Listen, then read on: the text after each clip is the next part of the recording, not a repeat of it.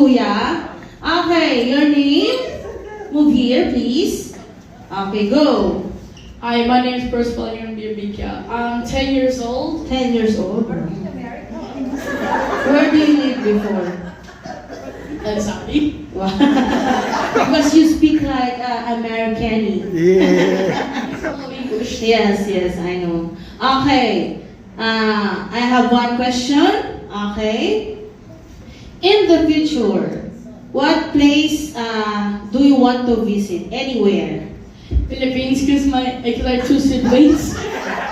Philippines, so you will just visit the Philippines. Only visit. Do you want to live in the Philippines? Because my brother's gonna be. Come on. Okay. I just love Philippines. You don't love Philippines? No, I love Philippines. Mistake. Okay. So you want